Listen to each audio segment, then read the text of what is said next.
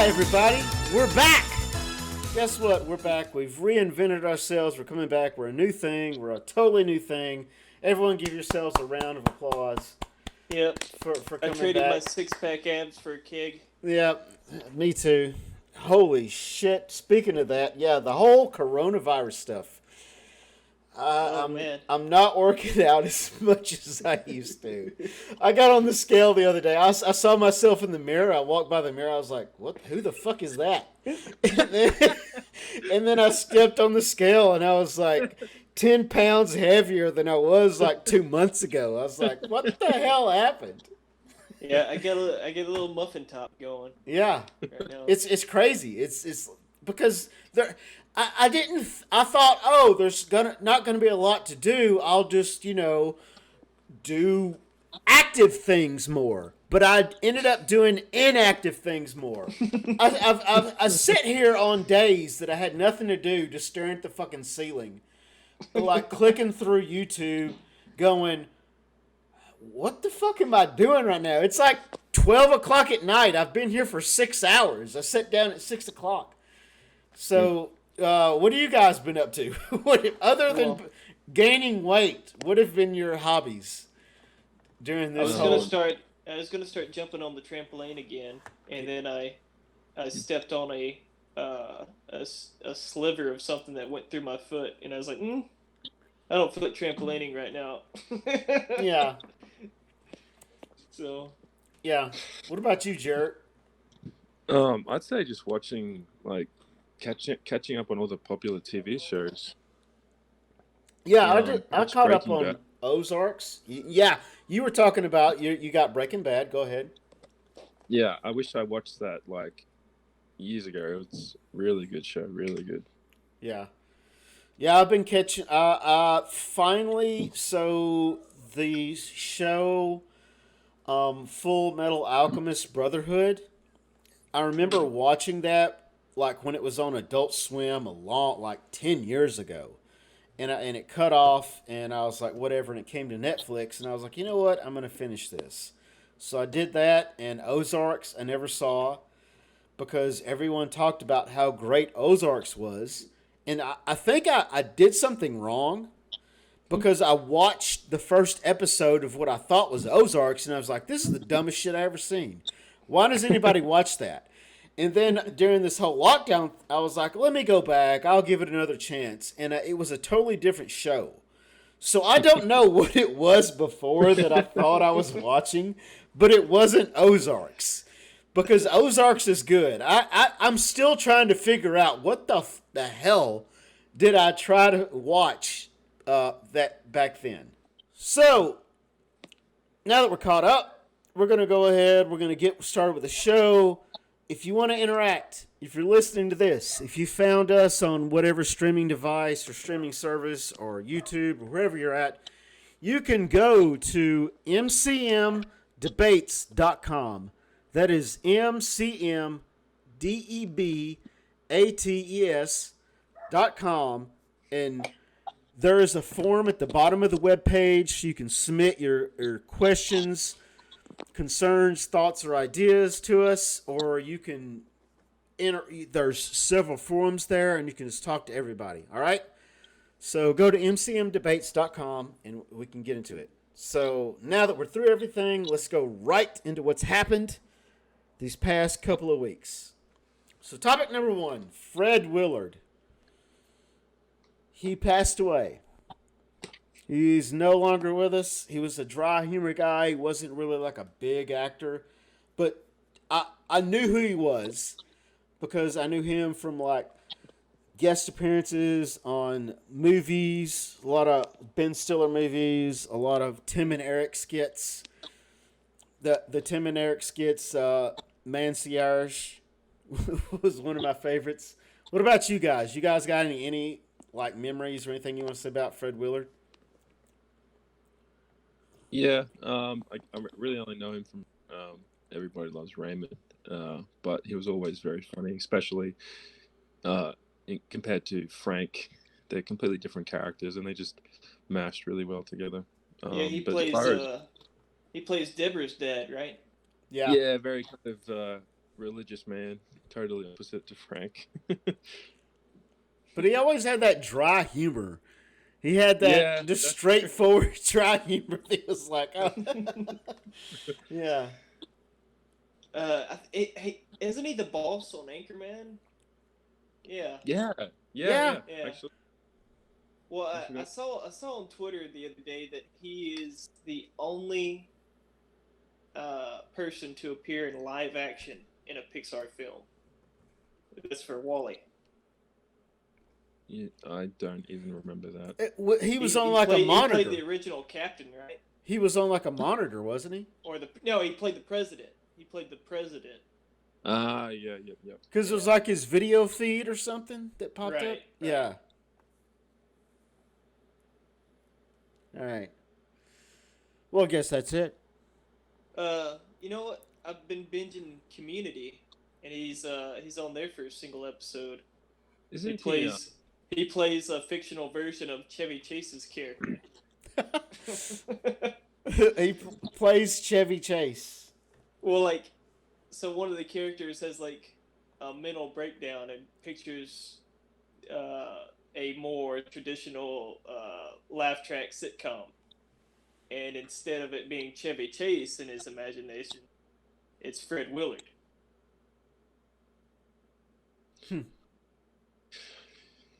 Interesting. Okay. Yeah. All right. Well, since that pulled the brake on the emergency brake on the train, we'll go ahead and we'll go into topic 2. So, all right. So, Fred Willard, we miss you. He was a great asset and Did you call him an asshead? Wow. asset to the community, to the comedy community. I know that's how you fucking. He would have probably liked that joke. He probably would have enjoyed that. Anyways, so let's go on to the next topic. So, topic 2, HBO Max is launching this week. They're coming out strong. They've done the whole Snyder Cut thing and blah blah blah blah blah. We're going to talk about the launch only. We don't want to talk about what's in the future. We'll talk about right now what's going on in the launch. And there's some big titles. And there's some of the missing titles, I'm not sure. But one of the things, that if any one of you are subscribing, Jared, I know you're in Australia and it's not available there. But if you had it, what are you looking forward to? And if not, what are your opinions on things that are missing? So here's some of the stuff that's coming to HBO Max. You've got Joker. You've got Lords of the Rings. You've got the Aliens films, which are Fox. That's interesting. I find that interesting. Yeah. You've got every Batman film. You've got every Superman film. Pretty much all DC films. The Blade Runner films, Lethal Weapon. You've got more than that. You've got some classics. You've got Rebel Without a Cause, Gone with the Wind, Ben-Hur, Bonnie and Clyde, Wild Bunch, Wizard of Oz. You've got the Crichton Collection, which is 47 Ronin, The Blob, Eraserhead, all the classic 60s Godzilla movies and the Rubber Suit, Hanzo, Razor series, I Was a Teenage Zombie, Lone Wolf and Cub, which is this samurai Japanese series from the 60s and 70s, the Samurai Trilogy from the 50s, the Samurai Studio, 7 Samurai films from the 70s, Studio Ghibli, Crunchyroll, some series like Friends is coming to it, some original series. There's that emo talk show, or Elmo, not emo, Elmo, the Elmo talk show. There's all these original things. They're coming out swinging. So what do you guys think about this? I just have one question. I didn't know that Lord of the Rings was owned by Warner Brothers. Yeah, It's Warner Brothers owns New Line Cinema. Yeah. And New Line Cinema produced it. New Line Cinema is like Ford and Mercury, GMC and Chevy. It's the same company. Yeah. That's like Shazam is a New Line Cinema movie. Dude, I forgot about that. Holy crap. Yeah. So Uh, so so going on this, like, did you hear anything that made you excited? Blade Runner, for sure, definitely. Because I you can't find that the original Blade Runner anywhere. At least not on the major streaming platforms. The sequel is on Netflix at the moment, but it'll be good to have both of those in the same place. I didn't realize they were going to have the Godzilla movies. That's Yeah. pretty interesting. Let's go back to that aliens thing. So, Warner Brothers, HBO's got control of aliens for streaming. I'd assume they bought those rights from Disney, since Disney isn't going to put that on Disney Plus and has no other outlet to really put it out on except for to redistribute via DVD and Blu-ray, right? Yeah, So I'm assuming that Warner Brothers spotted that and made a deal with them to get aliens. I don't know. I thought that when I was going through the list and I saw aliens, that's why I put it on this document. Like, they can release the aliens movies on HBO Max. The thing is Disney owns Hulu, which Hmm. was supposed to be their R-rated and more controversial. So they were going to put everything family friendly on Disney Plus, everything PG-13 and below on Disney Plus, but everything above that on Hulu. But yet HBO Max has the Alien films, which to me are at least the first two are some of the greatest sci-fi movies ever made. Right. Hmm. And that was interesting. I So agree. I don't know what they does did. that include Prometheus and Alien Covenant? I don't know. It said the list that I looked at, which was off of Variety, said all the Aliens films. Hmm. That's all it said. That is weird. I completely blipped Hulu. I forgot about that they had control of Hulu. Yeah. And speaking of Hulu, there's that Solar Opposite show, which is like the mediocre Rick and Morty show. I've never heard of it. Yeah, it's like these aliens crash landing on Earth, blah blah blah. It's like the poor man's version of Rick and Morty. Is basically what it is. Anyways, so any more thoughts on HBO Max? So there hasn't been any announcements as far as like upcoming series. And The, maybe what about that Amazon Prime series for Lord of the Rings? Will that eventually come back to HBO Max or? there's been nothing on that. It seems like Amazon right now has future rights, like everything going forward. What it means for HBO Max now or going forward as far as Lord of the Rings goes. Well, I mean, to summarize, I'm pretty excited because Netflix and Stan, they always lack certain amount of films that I enjoy, and usually they're Warner Brothers movies. So yeah, definitely considering it if it comes to Australia, which I think it will in some form of another streaming service that we have here called Foxtel. Yeah, Um, yeah. I think there's more chance of HBO working with Amazon than Disney. mm, So I am thinking, because last time I was on Netflix, I saw The Dark Knight on it. I went to watch it, and then I noticed that it didn't use the IMAX ratio, like during the opening bank heist.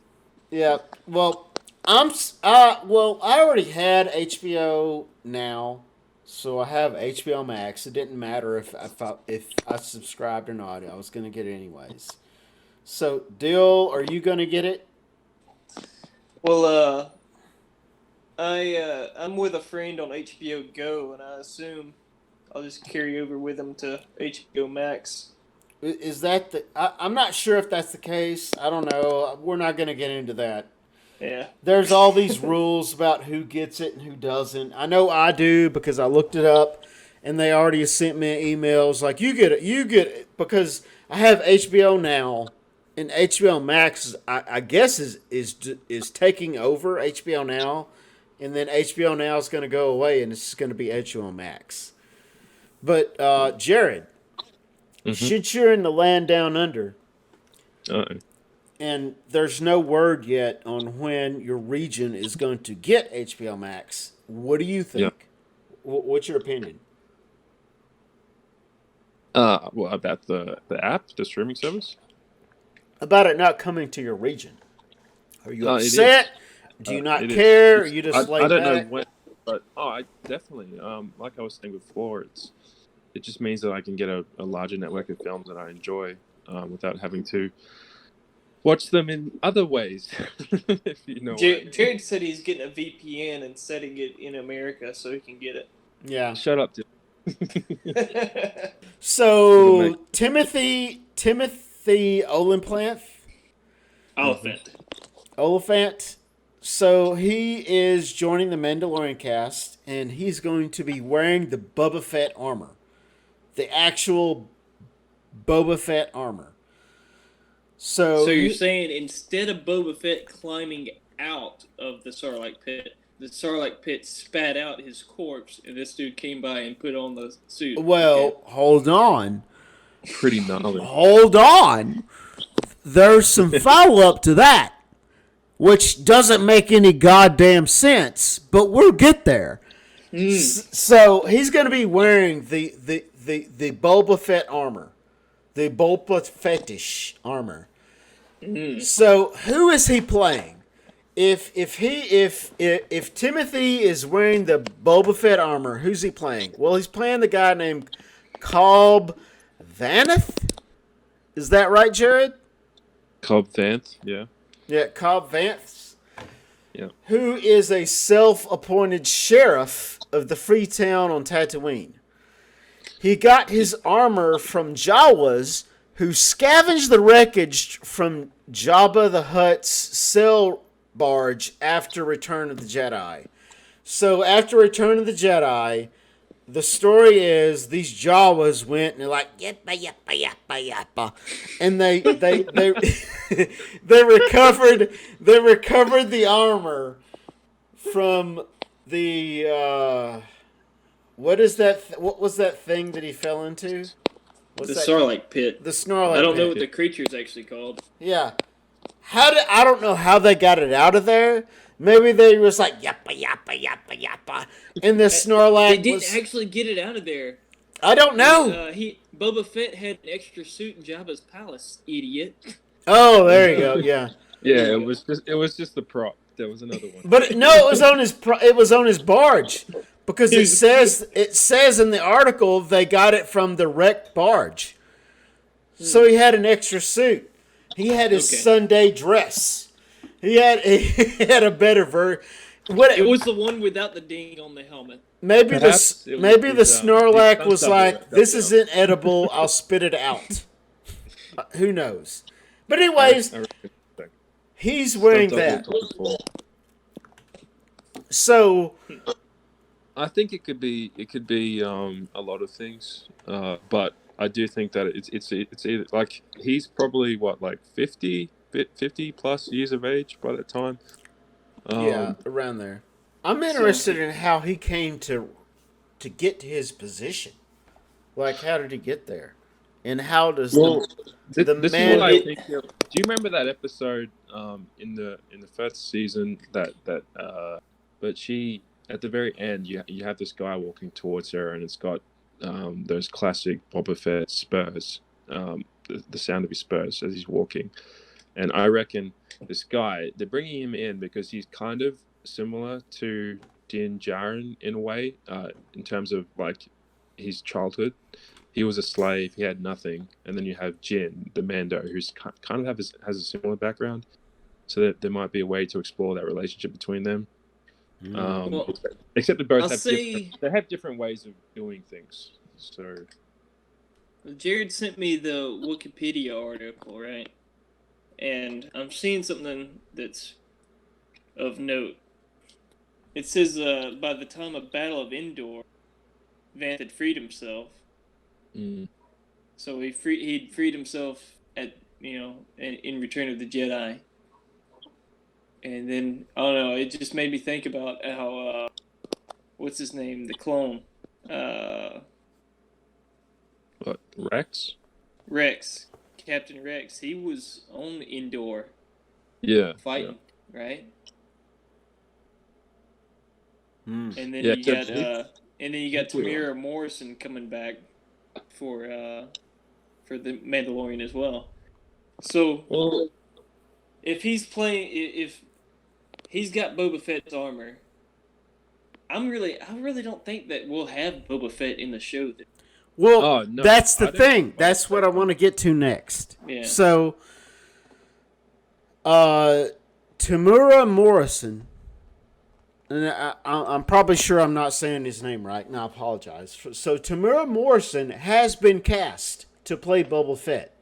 And I know that, Jared, you said you don't think that he's playing actually Boba Fett, maybe.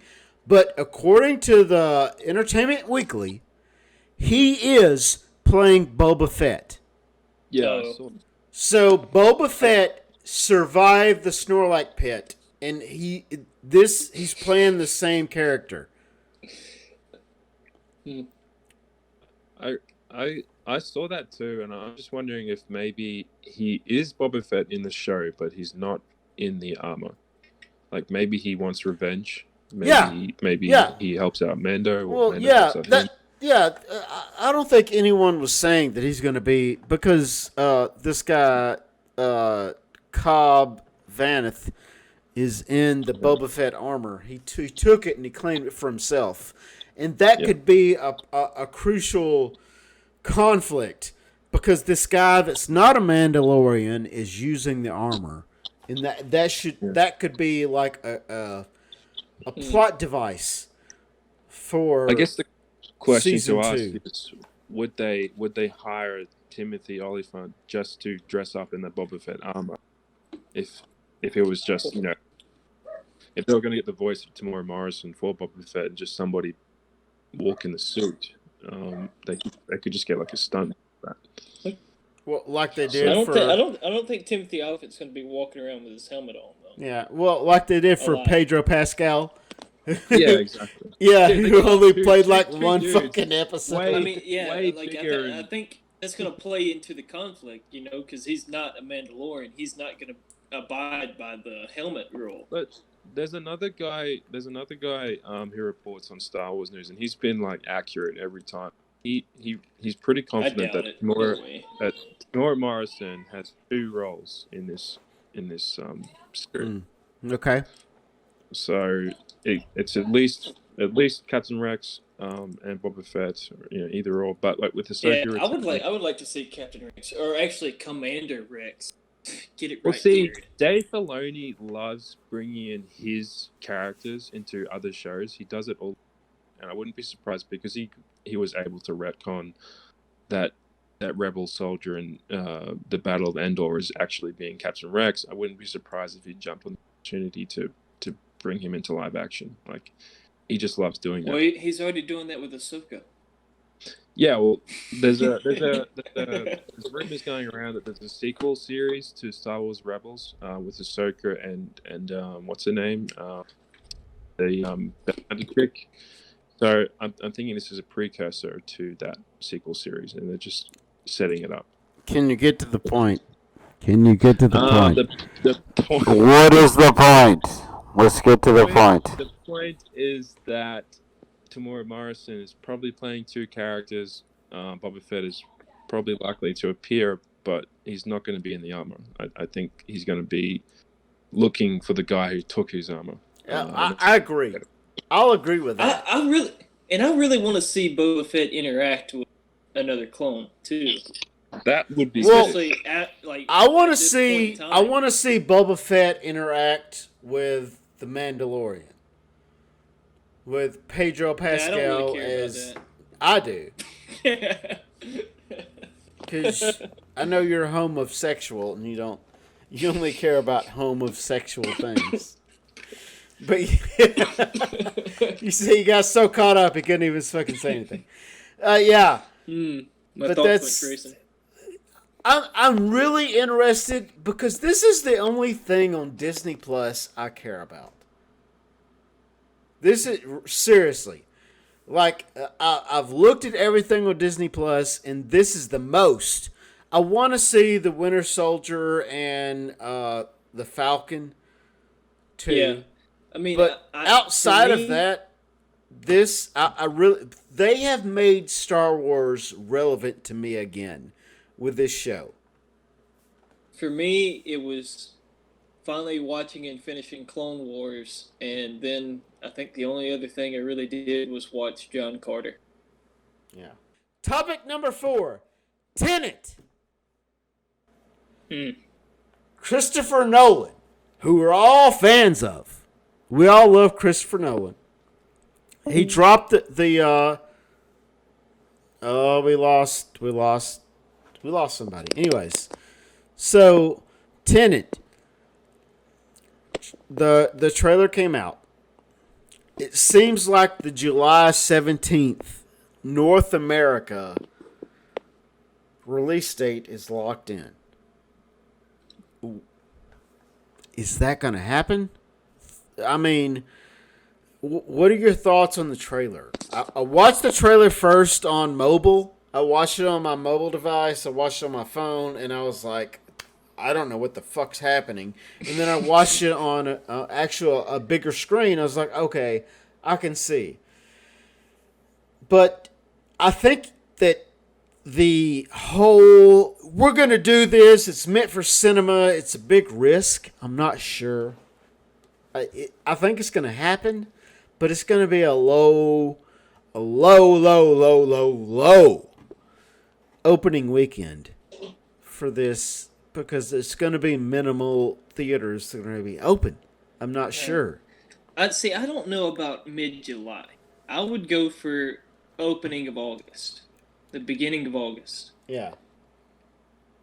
You know, you got more time for government restrictions to let up. You got more people antsy to get out and do things.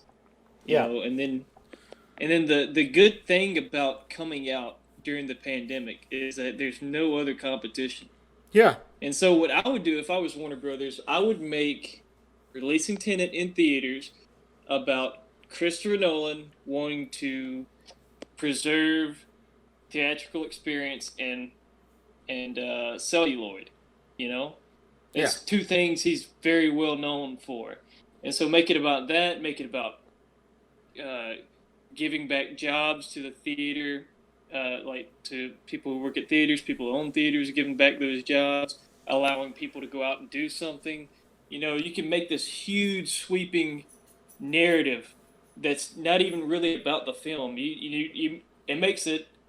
It's already a Christopher Nolan film. It's already an event film. But now it's even a bigger, broader event film because we're getting all this stuff to happen during a pandemic, right? So, I don't know. I feel like if they play their cards right, they could make a good amount of money. Now, I don't think they'll make $2 billion on it. I don't think they would even cross $1 billion of it. But if they make 500 to 700 million during the pandemic, that's pretty amazing, you know? And then, like, you know, your theaters, you have, say, they only let them open up 25% occupancy. Well, you don't have any competition, so you can have as many what do you call them? The theater rooms. You can have as many of those dedicated to Tenet as you want. Mm-hmm. You know, so I feel like it's a good business move to allow Tenet to stay on course. I agree and I disagree because I don't know how many theaters are going to open up. So if it were a wide release and it was actually every theater in North America was going to open up and have this, I would agree. But we don't know that. The Snyder Cut is coming to HBOmax. We're only going to talk about the facts. Everything from here on out. Boys. Yes. Brass tacks. Was the Snyder Cut greenlit months ago? This is everything we're talking about is things that I've seen on social media. This is me, what I've seen on social media. Was the Snyder Cut greenlit before, or was the Snyder Cut greenlit months ago or before last year? Everything that I'm saying is from the Hollywood Reporter article that interviewed Zack Snyder and Deborah Snyder. So, according to the Hollywood Reporter, Zack Snyder got a call in November, and it was like 7 a.m. on November 18th. So Toby Emmerich called Zack Snyder's agent, and Zack Snyder's agent called him, and he said, "Hey, they want to talk. Let's make some negotiations. We are really willing to make a compromise to make this thing happen." Was Toby Emmerich sipping a scotch in his office, slowly dropping a tear on the day after the anniversary, and then he decided to call Snyder? That's what I'm picturing. I don't know. He's like, that bonus really didn't come through, did it? Yeah, because that's why it was released early. That's why they didn't push it back, because they needed a bonus, and that was I definitely believe if they had waited and given Whedon more time, we could have probably got a good Whedon movie. Yeah, I honestly think so.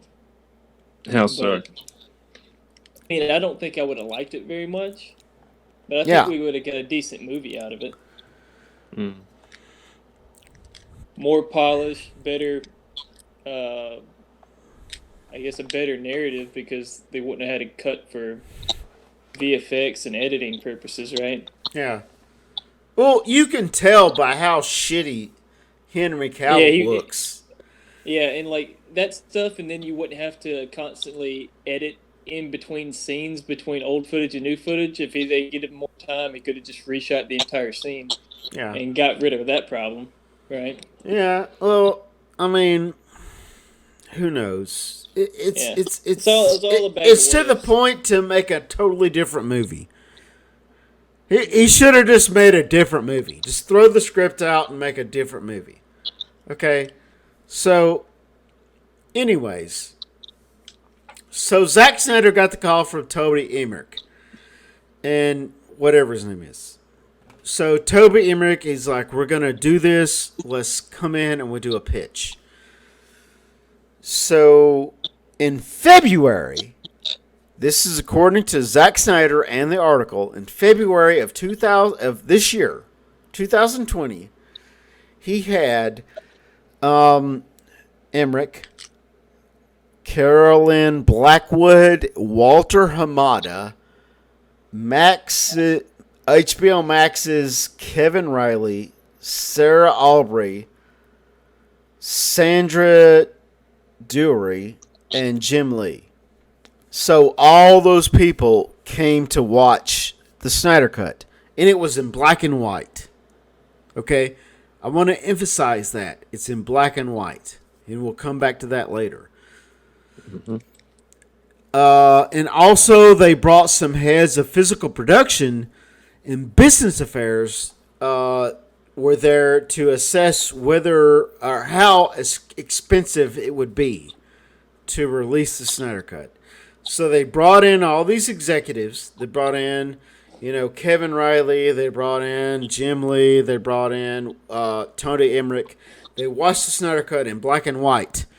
And they're like, okay, here's what do you think? And they left excited. According to the article, they left excited. They were pumped. They were like, okay, we need some content for HBOmax.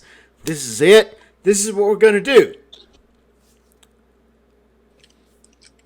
But what is that going to cost us? That is one of the key issues.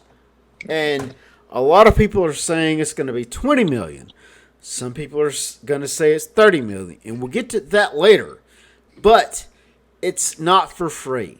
It's just not a film that people can just say, okay, here it is, we're gonna release it. All right. Next question. The next question that I've seen on social media and everyone else is, why is HBO Max trying to make it into a miniseries? Whose decision was that? Like, who decided? Who said, no, we're not going to make a big-ass long movie.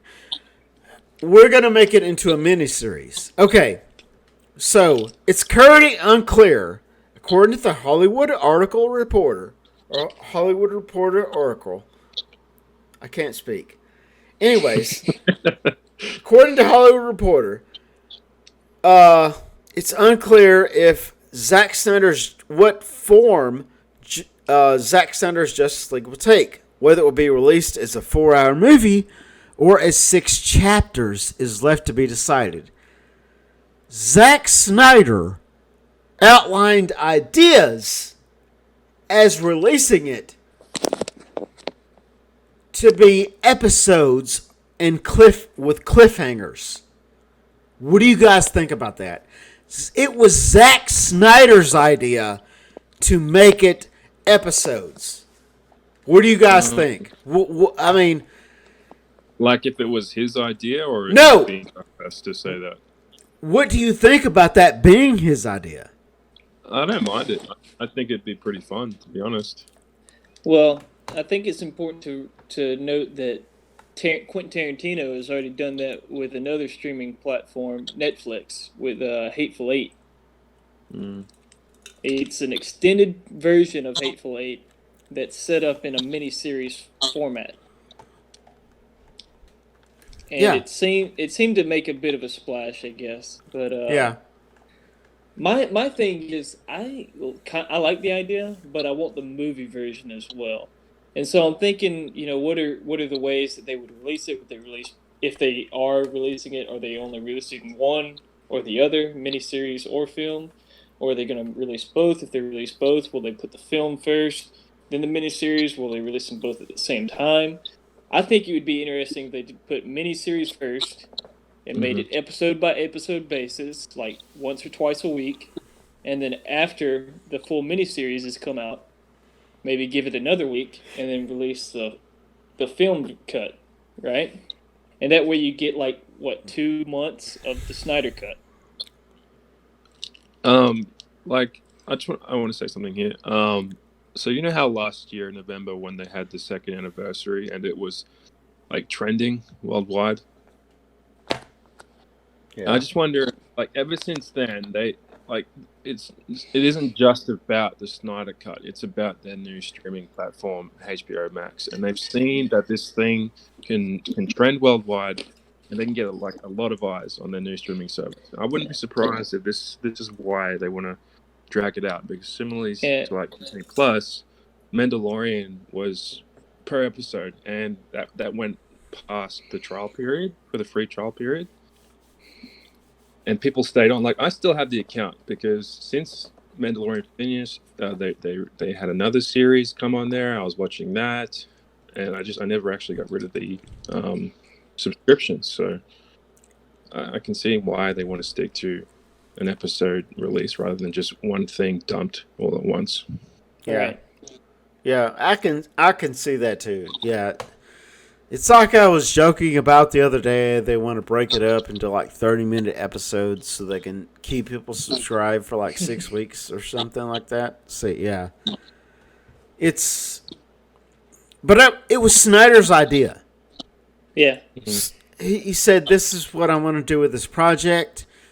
So on one hand, you're yeah, I can see how it's a corporate idea to stretch this out. On the other hand, you're well, this is what the artist said. This is what Zack Snyder said he wanted to do with this project.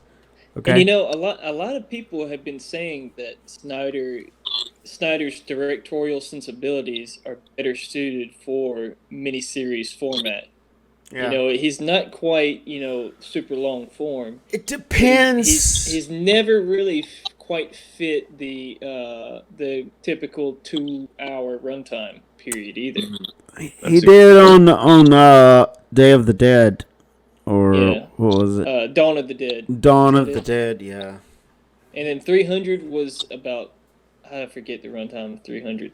But once you get to Watchmen, Sucker Punch, Yeah. even Man of Steel was going to be a much bigger movie. And in production, they decided to cut Krypton down a lot. Yeah. You know, in my opinion, I reckon like Zack Snyder, he's probably one of your like visionary directors, in that of speaking, and he probably has plans for the future to do show stories in this kind of structure, in like an episode structure. Like I think he's got something coming on Netflix. Maybe he's just testing the waters with Justice League to see how that goes, because it's something he might want to consider doing down the road. Right.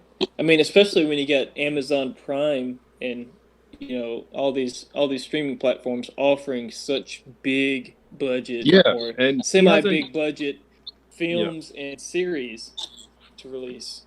This just might be where he operates now, because it might actually favor his sensibilities more than you got Martin Scorsese doing a near 4-hour movie on Netflix.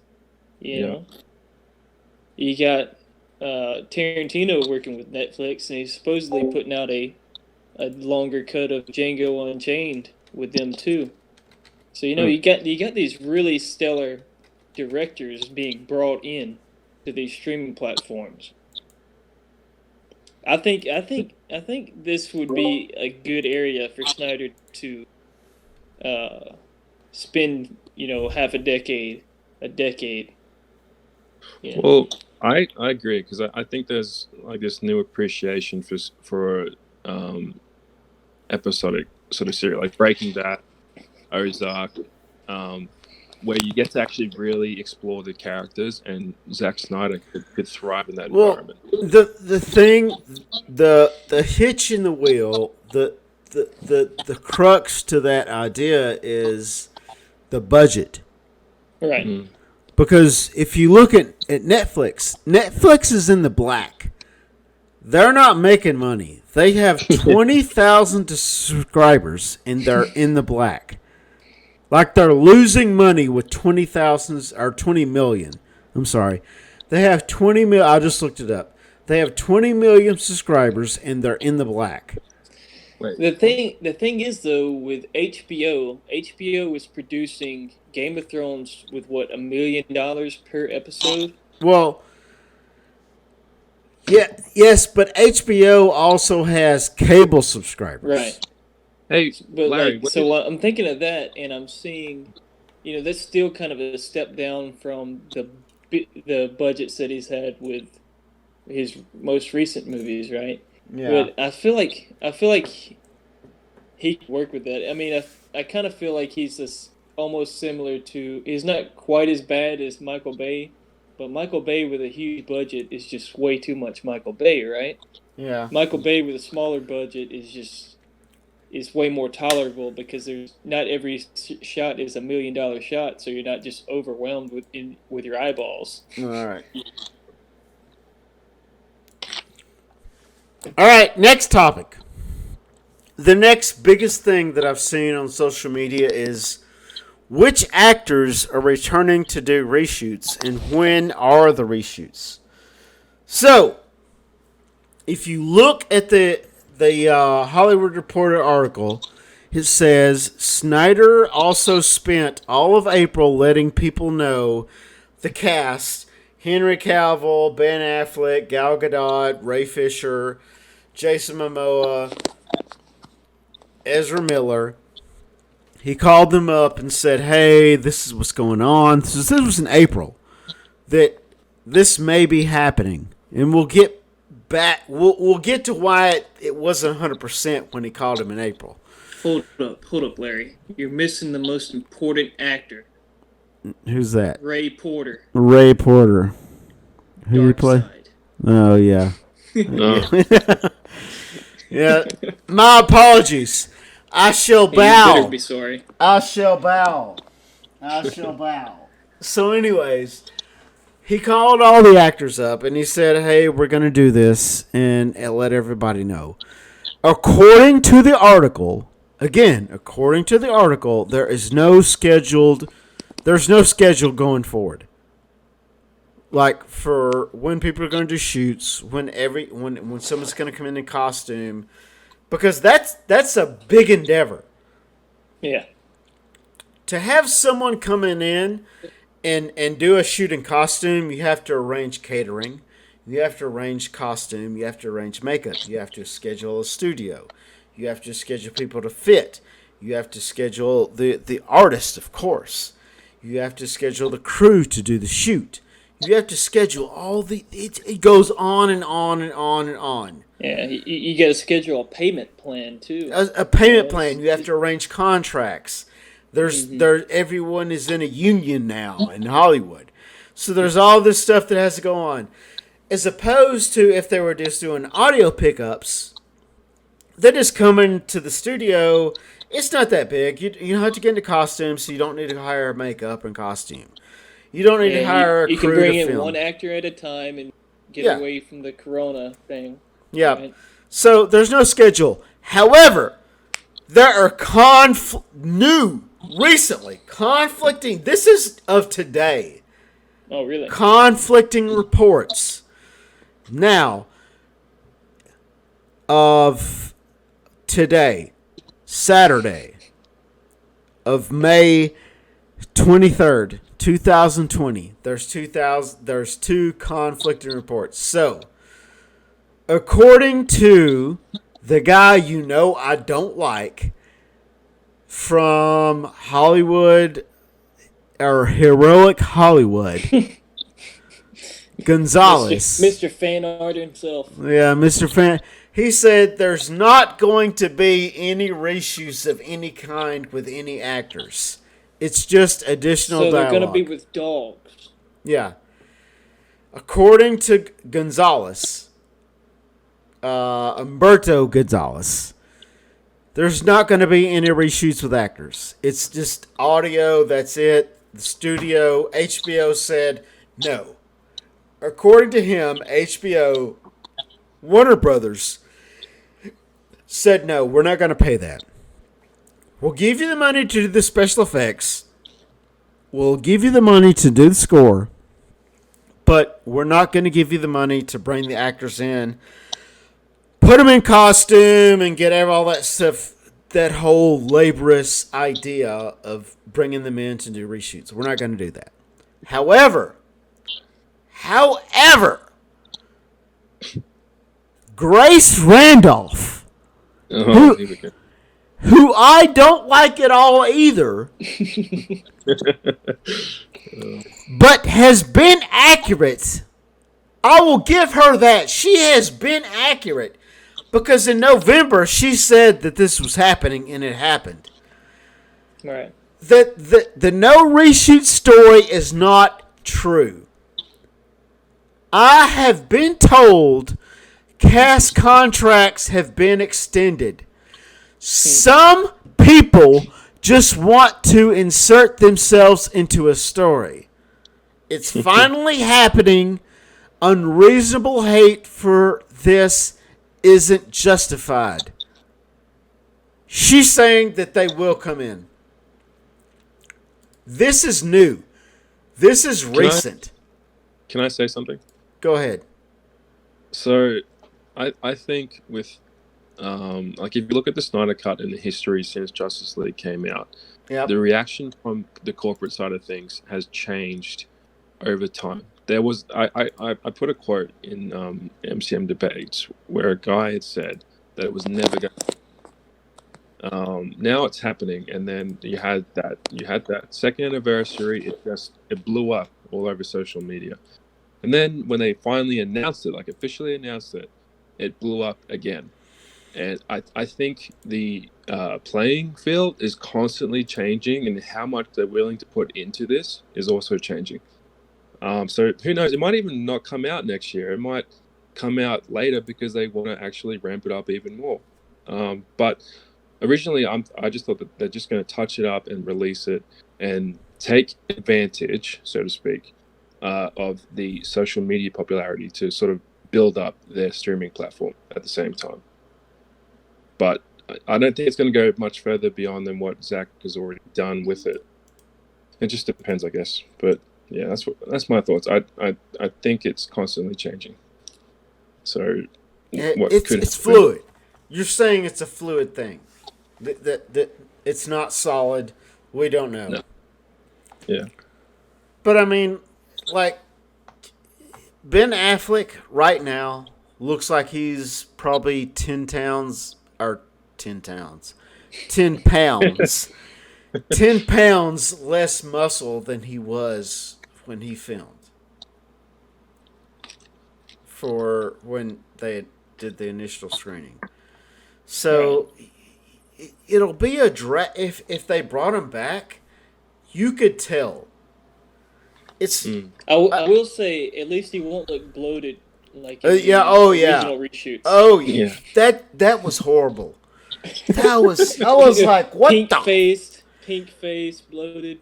I was like, did he have Botox? What the fuck is wrong with him? It was so fucking stupid. I think I made a joke about like the Warner Brothers executives having a IV of alcohol going straight into his bloodstream to keep him alive for the reshoots. Yeah. All right. Yeah. It's. Oh my god. All right. I mean, this is a massive leap, but I think Ben Affleck was affected by that movie's success, lack thereof, big time. Plus, with his film Live by Night not doing so well, I wouldn't be surprised if he was looking to clean the slate.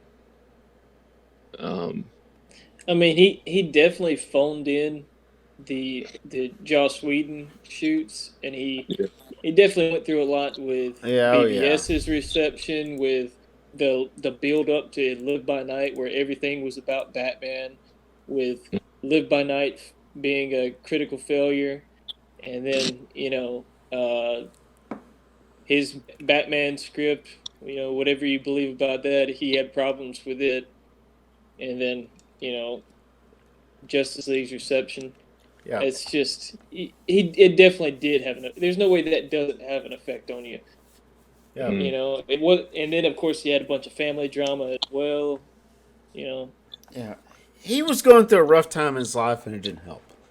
We'll put it that way. Yeah. It was a lot of stress. It was a lot of work. Okay. So let's move on to the next thing. All right. The next big thing that I've seen on social media, people saying is, why don't they just release it now? Why don't they just put it out now? Zach said, there's a video of it.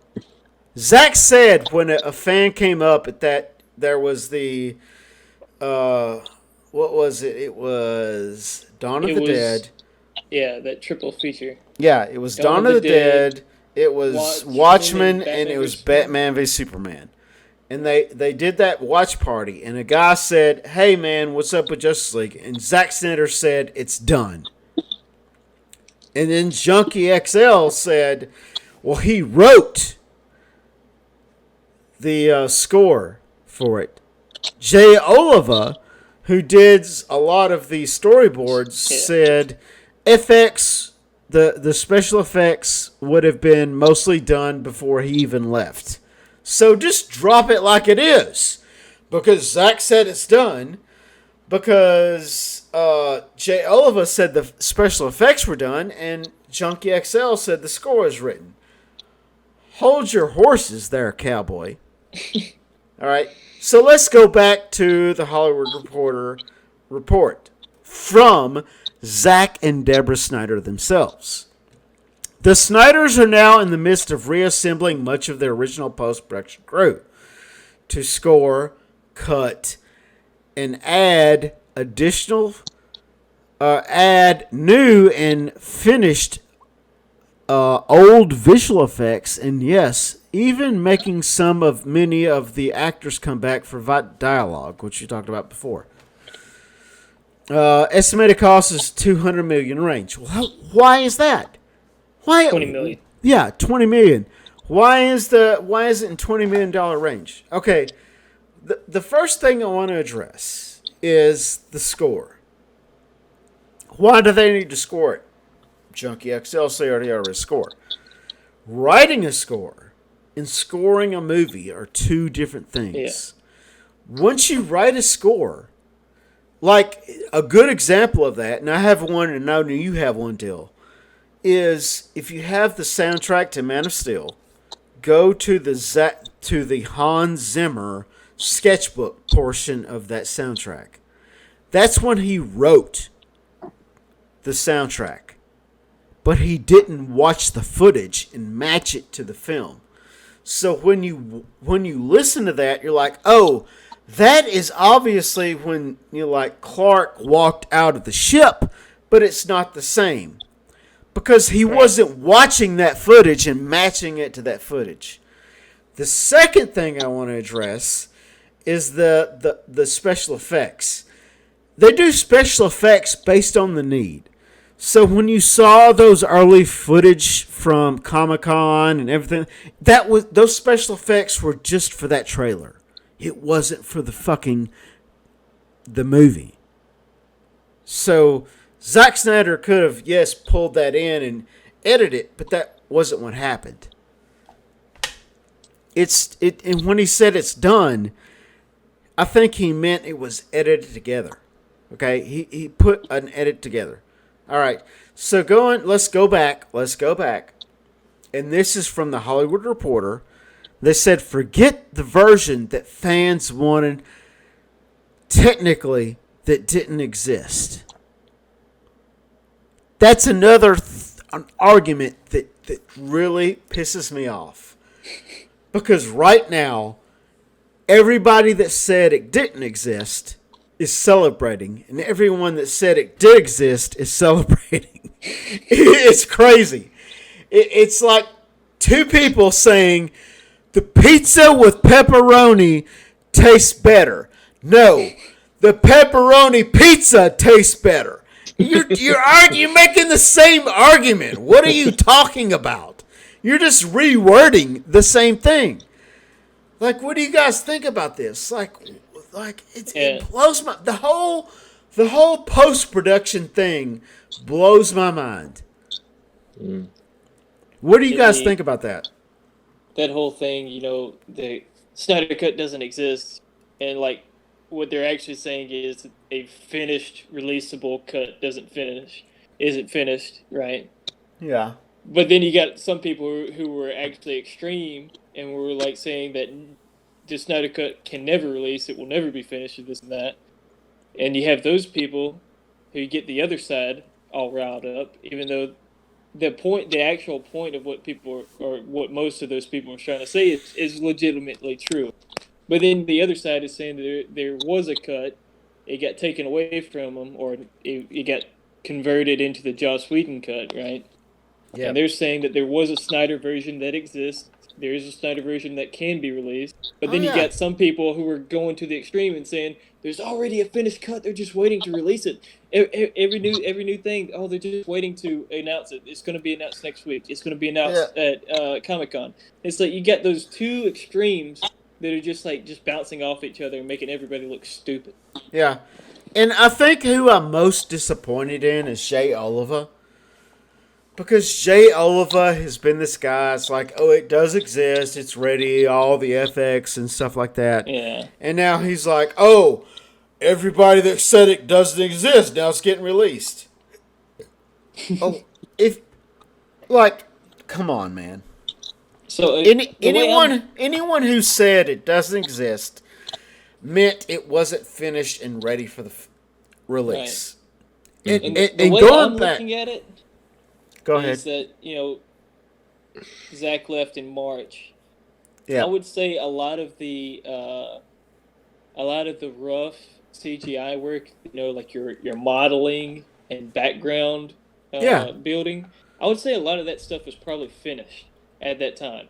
And then you have stuff that was cut for trailers, and that stuff is actually far more developed. But that's not the bulk of the film.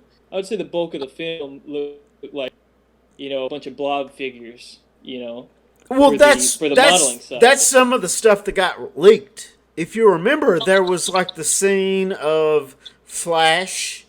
Oh yeah, right. Where he's in the diner and he does the turn, and you see the checkerboard thing, and you just see his feet, and it says in the explanation, "Oh, that's his That's where sneakers." the sneakers burst off. Yeah, his sneakers supposed to bust off, and all that stuff, and you've seen it.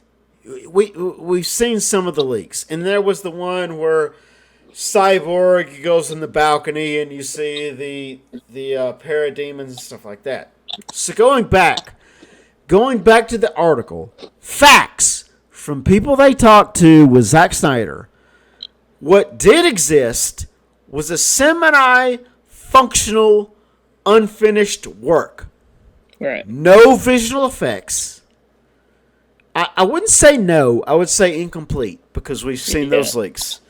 So no what you would consider a visual effect. I would say that. No post-production. One person who's seen it in February described it as a car with no panels.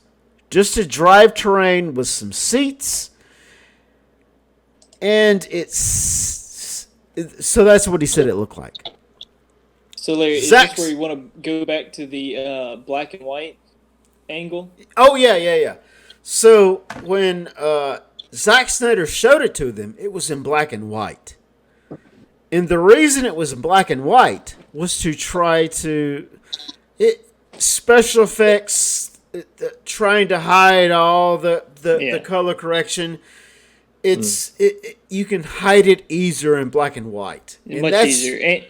And you don't have to deal with color correction, too. You don't have to deal with that. You don't have to deal with Superman's suit changing. And there's a theory that that's how it's going to release. Because if you look at all the promotional material, it's in black and white.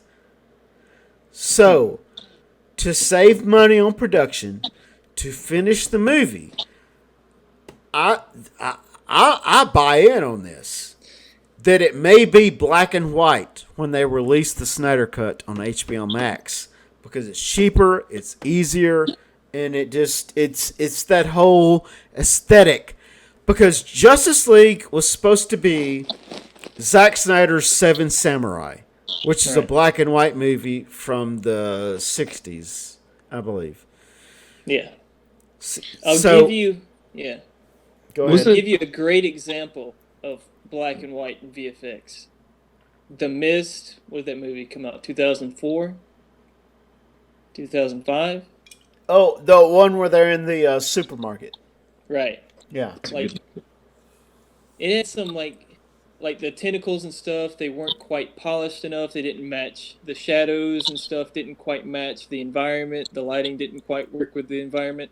But then you watch the black and white version, and all of those little details that your eyes, your brain just automatically registers as not real, that black and white masks all that. And it just becomes, it fits so much better. It's way more integrated because you don't have to deal with all the stuff that color brings out. You don't have to deal with all the, reality that your eyes just automatically adjust to. And so I would say that making it black and white would definitely save a lot of money. And a lot of work. I wouldn't be surprised. And I think that's going to be a crucial point on this, because if it's black and white, I have no problem with that. I think it's artistic. I watch black and white movies. I enjoy black, and what you said about it just now, that's one of the advantages of black and white. I don't have a problem with that, but I think a lot of people will. Yeah, unfortunately, and it will be a crux or a crucifix that this Snyder Cut may die on. It's black and white. We don't know yet. We'll have to see. It's over a year. I personally, I think it's going to be late 2021, which brings us to the next subject. So when will production start? When in 2021 is it going to be released? Nobody knows. I think it's going to be late 2021. I wouldn't be surprised if it was on the anniversary in November. That might be true. Yeah. And we got to also take into account that coronavirus is happening right now, so like physical productions aren't going to be happening for a good bit. right? Yep. But you also got to take into account Snyder is still in post-production of Army of the Dead, which is coming out next year. Yeah. Yeah, he's still So he's dealing with it. He can't deal with it right now. he's got And to that's get freed up on that end before he's going to be able to shoot anything. and that's what Deborah Snyder, according to the Hollywood Reporter, that's what she said. We have to figure out what it meant to finish it. And how do you pull this off? Because right now, Zack Snyder is balls deep, pardon the expression, in trying to finish Army of the Dead. And When is again, one more time, there is no schedule going forward at this stage to do anything. No one has so they have to schedule it. They have to register it. And if they schedule it and the schedule says, hey, we don't have an availability for these sound studios, these stages, or whatever you want to do until March of next year, then that's when it's going to happen. Can I offer up a perspective? Yeah, go ahead. So, in February, they had the conversation, right? And then coronavirus came around and it was dead in the water, I guess, for a few months. What if during that time, that was when they were figuring out, okay, what are the logistics of this thing? And then we get this announcement. Because WB didn't bless off on it. Because WB still had the projects that they were going to do. Okay. WB didn't bless off on it until, like, according to the Hollywood Reporter, according to Zack Snyder and the Hollywood Reporter, they did not bless off on this until a couple of weeks before they made the announcement on the live stream, man. Okay. But so nothing's been scheduled. Well, I mean, yeah. To me, I like I was saying before, like, it's constantly changing, and 2021 might not even be realistic. I guess it depends. I think it's realistic. 2021 is pretty realistic. Yeah, around holiday season 2021, I think that's pretty realistic. When's Army of Dead supposed to be released? I don't think there's a month given yet. Okay. Yeah. I don't know. I just don't know if it's like if it's really just post-production. It's hard to say if that's all they're gonna do, and it's as simple as fixing up what he never finished. Yeah, there's no release date for Army of the Dead. Mm-hmm. When it gets done, that's the release date right now. All right. Well, is there anything else that you want to discuss? Last October, it was supposed to be winter 2020 when it came out. Yeah. So I wouldn't. It might come out spring. Yeah. Or it might still come out in the winter. I don't know. Yep. Well, I mean, for the Snyder Cut right now, they're working with HBO in talks for production houses and trying to do stuff. And say Ray Fisher, who plays Cyborg, it's a lot easier. He just puts on a jumpsuit. It's not that hard. Like, he's almost CGI. And that's why I think there's no Cyborg movie, because he's so CGI. It's so expensive. That's why I think there's no Cyborg movie, even though he deserves it, because he's probably the best actor in Justice League. I hope he gets some attention from this release, because he needs to be in more movies. He's does. A cool dude. He's a cool dude. To me, his character probably has one of the more expansive parts in the Snyder Cut compared to the movie, and yet he's still probably the best thing in the theatrical cut. Yeah, and that's in my opinion, that's a pretty amazing thing. Yep. So going back to to the characters. So if they're gonna do this production and they're gonna go back and they're gonna do reshoots, then you have to put the guys in makeup and costume, and you have to repair the costumes, because those costumes are actually pieces of shit that rip. They're not designed to be functional. They're designed to look cool. And if you did put them up in a closet, they probably didn't age very well. Yeah, well, a lot of them got put on a mannequin and sent out to a road show because you've seen those. You've seen those. So it's not meant to be functional or last. So we'll just have to wait to see. You have to be patient. Be patient and see how this whole thing comes out. All right. I've seen a whole lot of people being impatient and being rude to WB and HBOmax. Yeah, release it now, dadgummit. Yeah, release it now. Give us a trailer. Where's the trailer? You want to know where the trailer is? Again, look at all the Justice League trailers previous of March 2017, and there's your Snyder Cut trailer. Leave HBO Max and WB alone. They gave you what you wanted, and now you're being an asshole about it. Calm down, bro. You won. You're on the winning team. Okay? There's no there's no reason to win the Super Bowl and then tell the losing team that they're assholes. You don't have to do that. You just won the Super Bowl. You don't win the World Cup and then tell the losing team, I fucked your mother. Like, why do you need to do that? You just won the World Cup. Take your win. Okay? All right. That's my rant. I'm off my soapbox. What does anyone else have to say? I just want to say, like, I think there are going to be some weird announcements following this thing. And it's possible. It's possible. Because these people, I just hope they don't get what they want. You should never get what you want when you beg for it. Don't look at I that. wouldn't say that. Yeah, don't look at that like that. I don't know. I just, they're like, harassing people for something. It's like you wouldn't get away with that in the real world. Is what I'm saying. Doing it over the internet and just bending the knee to people. Are you going to do it? Some people get what they want when they beg.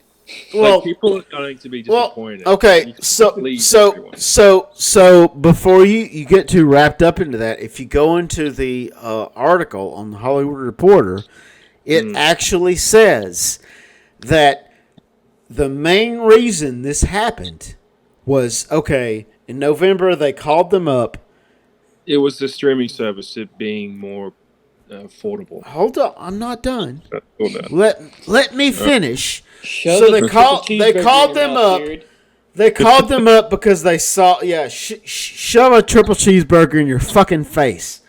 So they called them up. They came out there. They did the screening, and they're like, "Okay, this seems like a good idea. We need content for the streaming service."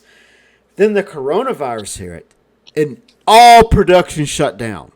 And they had this movie that people wanted to see that only needed post-production. That's why it happened. Mm-hmm. So, yes, it was, 100% it was because of the people demanding for it. But it was also because of the situation of the times. It's a 50-50 split. It's not 100% one or the other. That is another point on its own, is that a lot of people will bring up, well, how much money are you going to throw at this movie? You're just throwing another $20-30 million at it. From my perspective, Justice League already had a theatrical run. It already went to DVD and Blu-ray. From my perspective, it's basically with how much this movie has, if it's a 4-hour movie, and if even only half of Justice League was Snyder's cut, if maybe a quarter of that was Snyder's stuff. This is basically its own new product. Yeah. Its own new product. Yep. And you only have to pay $20 million That's, for it. They lost $60 million, allegedly. According to estimates, they lost $60 million on the Whedon bet. Right. This is a different project. It's something that's separate from the Whedon bet. Yeah, I agree. Which was under Kevin Tsujihara, who's no longer at WB. His demand. That was his demand. That was the reason we got BVS and Justice League to begin with, because he told Snyder, to hurry up and get this shit done so we can make $1 billion movie just like the Avengers. Anyways. All right. Now let's go on. So we talked about everything we're going to talk about. What are your closing thoughts? Let's wrap this up. I'm looking forward to it. I'm not gonna lie. I'm keen to see Zack Snyder's Justice League, especially if it kind of follows in the same vein as Man of Steel and Batman vs Superman. Yeah. Plus, he's such a nice guy. He deserves it. So that's the part I care about most, is Zack Snyder getting that respect that he deserves. Yeah, I agree.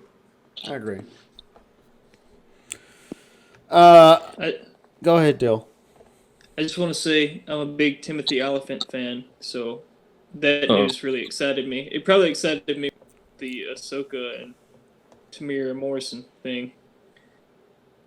But if anybody hasn't seen A Perfect Getaway, watch it immediately after you listen to this.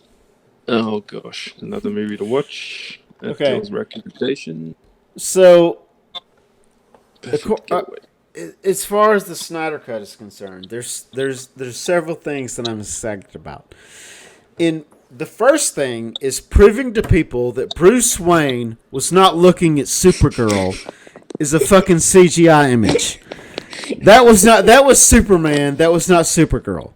That's the first thing. Shut the fuck up. But Larry, the legs were skinny. The legs was those was female legs. They was sumptuous. Those are from Molly legs. They was sumptuous, and I pulled on myself as I watched that scene.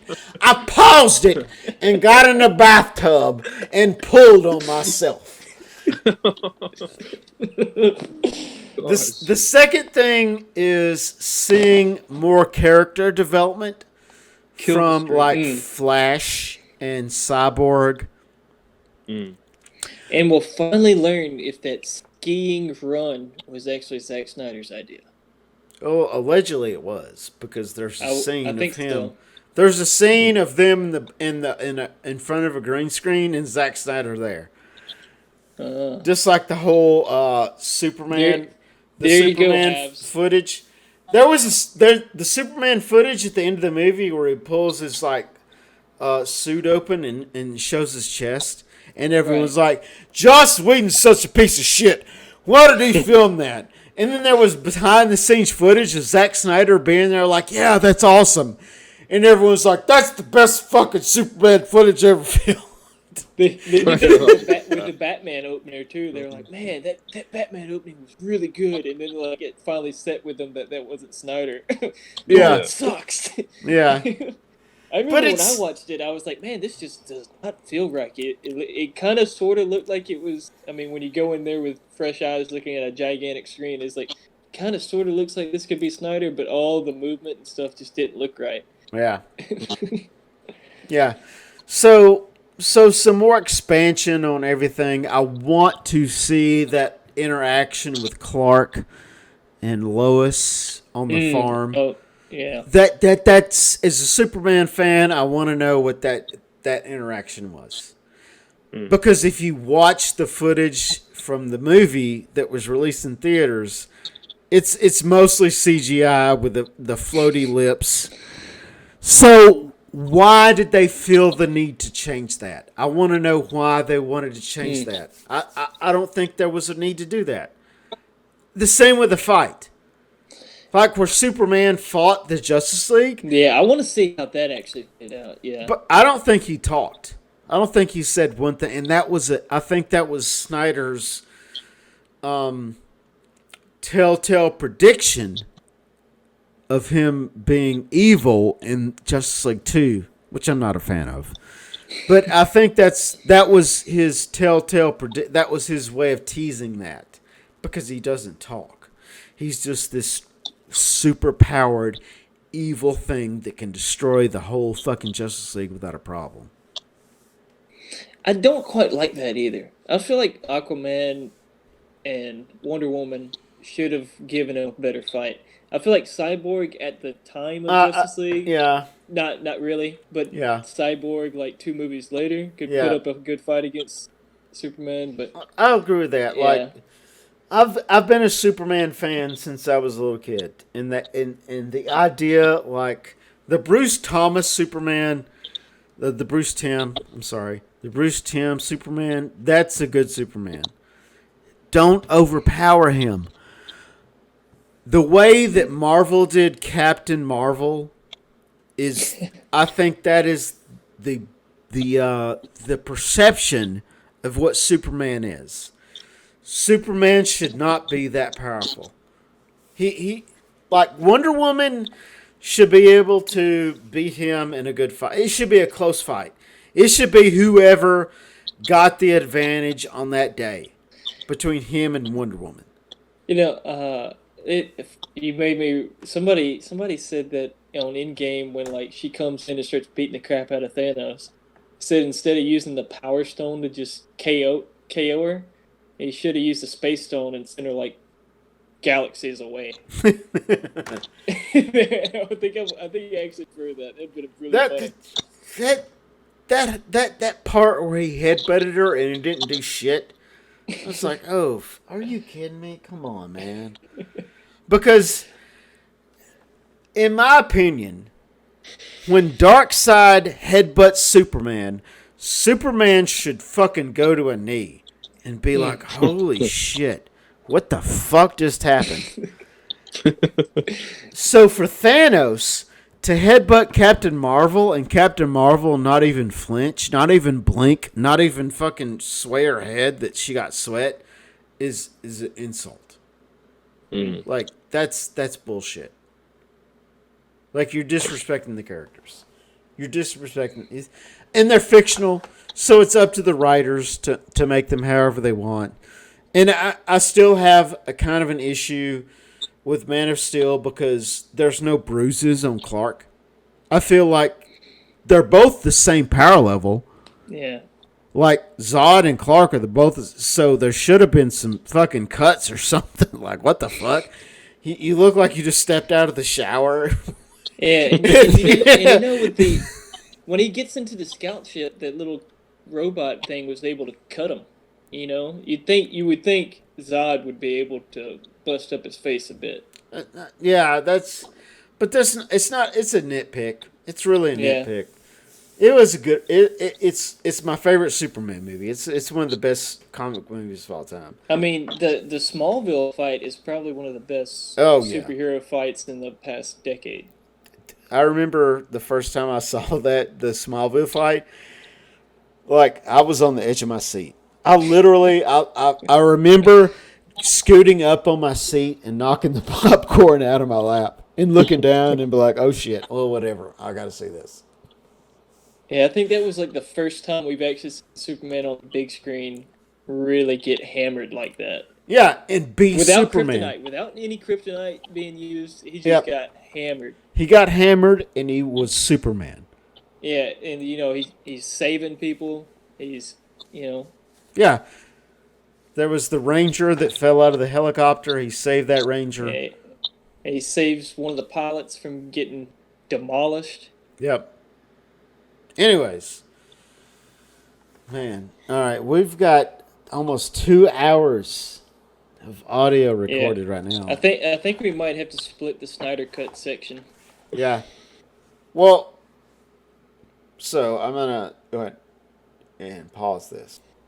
All right, now we come to that part of the show where we go to all the comments, concerns, thoughts, and ideas from everyone here. And remember, if you're hearing this podcast right now and you want to submit your question, concerns, thoughts, or ideas, go to mcmdebates.com. Scroll to the bottom of the page. You will see a form right there. You don't have to put your real name in. You don't have to put your real email address in.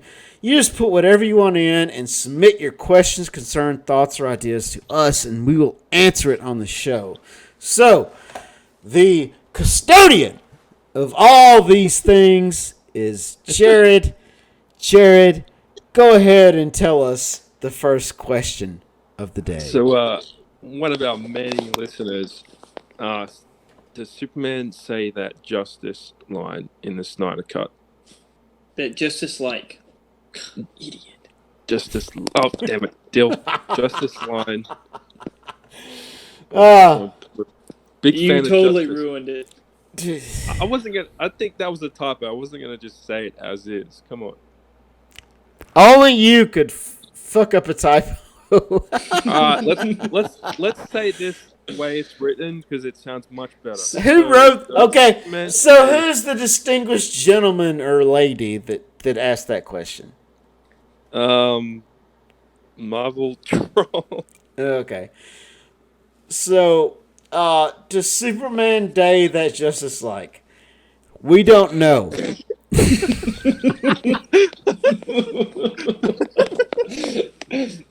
Well, the full question is in the Snyder Cut, so she added a phrase at the end of it. Yeah, does Superman Day that Justice like? We don't know. We don't know. We'll have to wait till the movie comes out. Next question. Next question. Okay, Marvel Trolls got another question for us. What if the Snyder Cut is just Whedon's cut with a few more scenes? 2 hours more scenes, yeah. Well, Yeah. if you took out 3/4 of the Whedon cut and added everything else, then yeah. It depends on what your definition of few. Yeah. Insane. But so to be serious about it, there are people that think the entire Justice League movie that was released in theaters was all bullshit. They don't think that a single scene from that was original. It's pretty. I don't think there's a full Zack Snyder scene in Justice League, but there are definitely a lot of Zack Snyder shot footage. All right, next question. Why isn't this a weekly podcast? Because you two are lazy. I'll do it. Yes. I'll do it. Yep. I've got an idea for the next week. So So hold it off. we'll hold it off and we'll wait to the end. But next question. Okay, so we have another question from Elcano. Is pee stored in the balls? No, stored in the bladder. Next question. Next question. I feel like we should actually teach No, that. sperm is in the balls. Fuck off, you stupid fucking Mexican cunt. Next question. Oh my god! Go make some tacos so we can get Jared off of triple cheeseburgers. Yeah. Go pick some strawberries. Go The pick some final- strawberries. Stop. I want to say something right now. Elcano is a friend of ours from Mexico, and we're just fucking with him because that's the relationship that we have. Yeah. No, I actually hate him. Yeah. But Dill hates him. I love him. But go pick some fucking strawberries. Jared wants to bone him. Yeah. Go pick some strawberries. Uh, Sell some oranges. we can Go edit get on the that. side of the fucking highway and sell some goddamn oranges, you spick. Anyways, next question. So, all right. So this may be the final and probably the only legitimate question. Sorry, Marvel Troll. Do you think Robert Pattinson should work out during the lockdown? This is from NVB. Well, we already established Larry and I aren't. So I think we can't really speak on this subject. Well, personally, Why if can't he- I speak on the subject? If he's Marvel Troll left! if he's not getting bigger, then I guess yeah. Well, fine. there's And if he's- so here's my thoughts on it. There are pictures of him before the lockdown looking 10 to 15 pounds heavier than he did in the interview. What was it, Esquire or GQ? yeah. Whatever that magazine that interviewed him, he looked 10 to 15 pounds heavier. Okay. He's a good actor. But what is that going to do to you is the viewing audience to see someone going from 180 pounds to 60 pounds from scene to one scene because you didn't like it in Justice League. No. You didn't like it when Ben Affleck went from a puffy-faced strawberry boy to kind of a muscular, working out everyday boy in Justice League. That was a problem. That was an issue. That was something everyone noticed. You didn't like it when Henry Cavill was this good-looking, like Greek god of an alien fighting the Justice League to a floaty-lipped bastardization of a Hugo Weaving of who he was. You didn't like that. So why would you defend Robert Pattinson? Oh, it was a joke. It was a joke. He didn't mean that. Well, look at the pictures. Look at the pictures. He lost weight. He did lose weight. And I'm not talking about fat. I'm talking about muscle. He lost weight. And when does it start shooting again? Here in about 2 weeks. In 2 weeks. How long had it shot before it was stopped? I think it was March. Yeah, so March, April, May, June. Yeah. It's about 3 months. So he'd been shooting for about 2-3 weeks. Yep.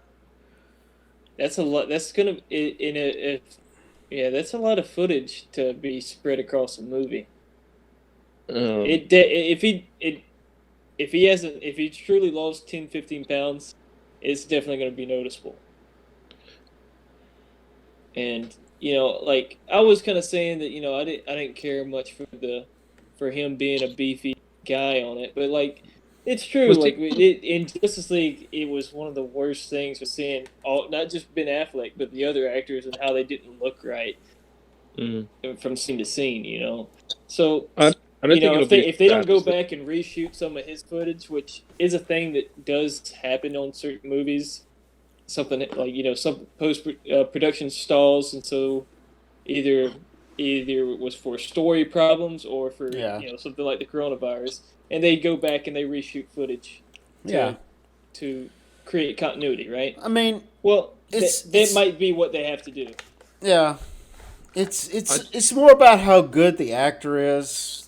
And I believe that. And I think that Robert Pattinson is a great actor and he can pull it off. It's just the physical How long was he looks. training for when he when he started putting on know. weight? I don't know. I mean, I just know there's pictures of him running shirtless, looking like he's 185. Like he had no muscle at all. Some people have suggested that he could have already shot, the shirtless, peak physique shots. And if he's already done that, then heck, go on it. Yeah. Keep him in if that's the case. If that's the case. For the rest but of who the knows? movie, right? Anyways.